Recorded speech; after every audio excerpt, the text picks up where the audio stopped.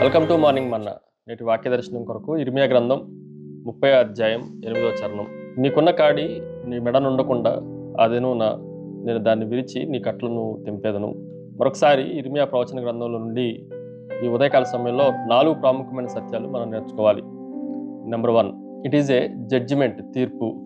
నీ కాడి నీ కట్లను అన్న పదాలు మనం జాగ్రత్తగా ఆలోచన చేస్తే, బరువైన కాడి కానీ, మనల్ని బంధించే కట్లు, బంధకాలు కానీ, ఇవి దేవుని యొక్క న్యాయమైన తీర్పునకు సాదృశ్యంగా ఉంది. ఏదో ఒక రకమైన పాపం వలన, శాపం వలన, ఉగ్రత వలన మనము దేవుని తీర్పునకు లోనయ్యాము అన్న సత్యాన్ని ఇశ్రాయేలు ప్రజల దగ్గర నుండి, యూదుల దగ్గర నుండి మనం ఆలోచన చేయొచ్చు. వారందరూ బబులోని చెరలోనికి వెళ్ళినప్పుడు దేవుడు వారి పట్ల చూపిస్తున్న శిక్షణ గురించి, తీర్పును గురించి ఈ వచనం మనకి జ్ఞాపకం చేస్తూ ఉంది.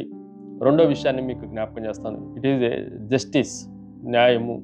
ఈ మాటను కూడా మనం జాగ్రత్తగా ఆలోచన చేస్తే, దేవుడు ఆయన మనం చేసిన నేరములను బట్టి, తప్పిదములను బట్టి, దేవుని వాగ్దానాలన్నింటినీ ఉల్లంఘించిన దాన్ని బట్టి దేవుడు మనకి తీర్పిస్తూనే, అదే సమయంలో దేవుని పట్ల విరిగి నలిగిన హృదయాలు కలిగిన మనకి దేవుడు శాంతము, మరలా న్యాయం చేసేవాడుగా కనిపిస్తున్నాడు.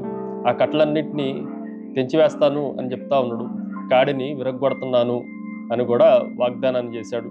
ఇశ్రాయేలు ప్రజలందరికీ, అషూరు చెరలో ఉన్న యూదులందరూ, బబులోని చెరలో ఉన్న వారందరి పట్ల దేవుడు అమోఘమైన న్యాయమును తీర్చే దేవుడుగా ఉన్నాడు అన్న సత్యాన్ని మనం గ్రహించాలి. మూడో విషయాన్ని మీకు జ్ఞాపకం చేస్తాను. ఇట్ ఈజ్ ఎ జాయిన్, చేరండి.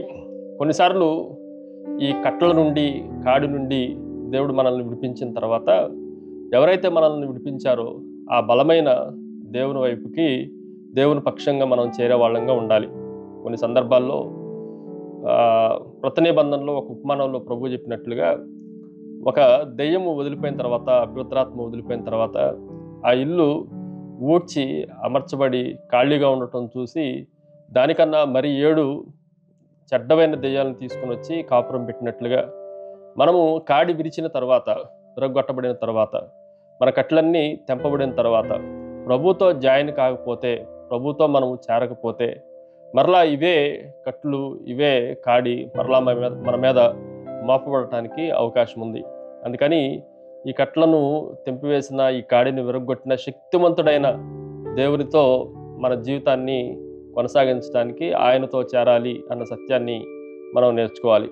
Finally it is a joy, ఆనందము.